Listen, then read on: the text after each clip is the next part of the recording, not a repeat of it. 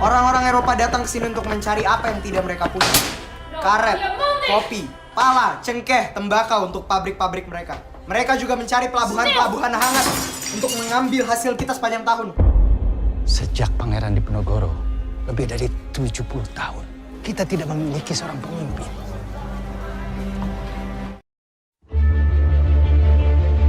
Pada masa sebelum kemerdekaan 1945, telah lahir organisasi paling tertua di Indonesia yang didirikan oleh Haji Samanhudi, yaitu pada tahun 1905. Serikat Dagang Islam atau SDI sebagai cikal bakal organisasi Syarikat Islam Indonesia saat ini.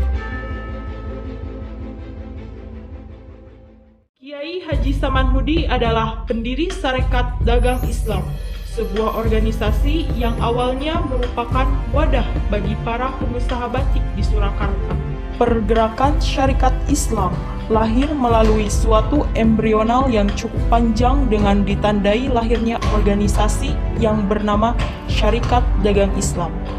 SDI dilahirkan pada tanggal 16 Oktober 1905 di rumah Haji Samanhudi di Kampung Sandakan, Solo bersama 8 orang temannya. Dengan tujuan awal untuk menghimpun para pedagang pribumi Muslim, khususnya pedagang batik, agar dapat bersaing dengan pedagang-pedagang besar Tionghoa.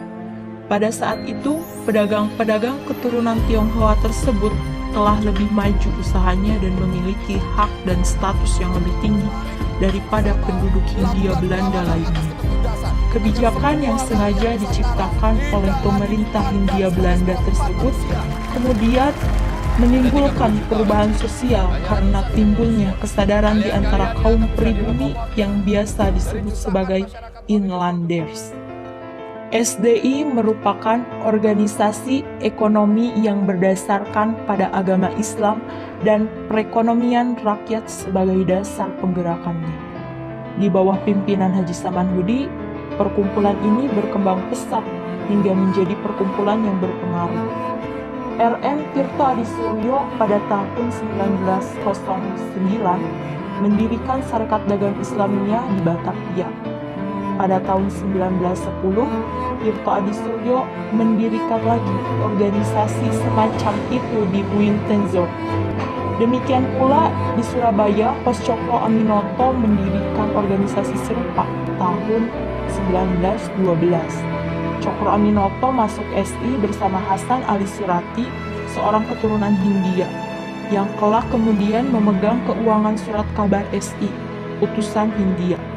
Pos Cokro Aminoto kemudian dipilih menjadi pemimpin dan mengubah nama SDI menjadi Sarekat Islam atau SI. Pada tahun 1912, oleh pimpinannya yang baru Haji Umar Said Cokro Aminoto, nama SDI diubah menjadi Sarekat Islam atau SI. Hal ini dilakukan agar organisasi tidak hanya bergerak dalam bidang ekonomi, tetapi juga dalam bidang lain seperti politik. Jika ditinjau dari anggaran dasarnya, dapat disimpulkan tujuan SI adalah mengembangkan jiwa dagang, membantu anggota-anggota yang mengalami kesulitan dalam bidang usaha, memajukan pengajaran dan semua usaha yang mempercepat naiknya derajat rakyat, memperbaiki pendapat-pendapat yang keliru mengenai agama Islam, hidup menurut perintah agama. SI tidak membatasi keanggotaannya hanya untuk masyarakat Jawa dan Madura saja. Tujuan SI adalah membangun persaudaraan, persahabatan, dan tolong-menolong di antara Muslim dan mengembangkan perekonomian rakyat. Keanggotaan SI terbuka untuk semua lapisan masyarakat Muslim. Pada waktu SI mengajukan diri sebagai badan hukum, awalnya Gubernur Jenderal Iden Burg menolak. Badan hukum hanya diberikan pada SI lokal.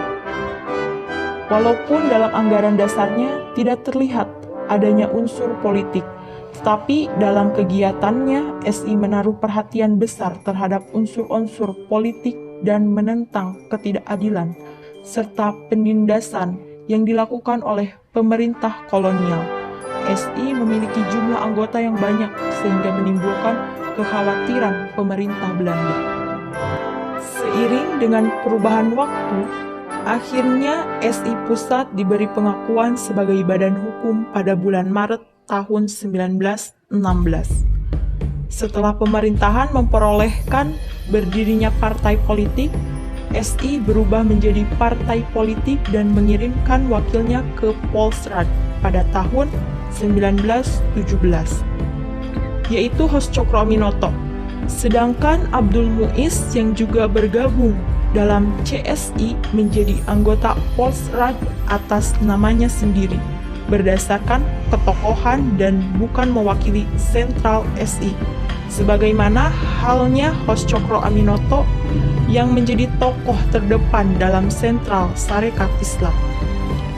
Tetapi Cokro Aminoto tidak bertahan lama di lembaga yang dibuat pemerintah Hindia Belanda itu dan ia keluar dari Polsrat karena Polsrat dipandangnya sebagai boneka Belanda yang hanya mementingkan urusan penjajahan di Hindia ini dan tetap mengabaikan hak-hak kaum pribumi. Hos-Cokro Aminoto ketika itu telah menyuarakan agar bangsa Hindia diberi hak untuk mengatur urusan dirinya sendiri, yang hal ini ditolak oleh pihak Belanda. Hanya ada satu jalan untuk berhijrah, sebersih-bersih tauhid, setinggi-tinggi ilmu, dan sepandai-pandai siasat.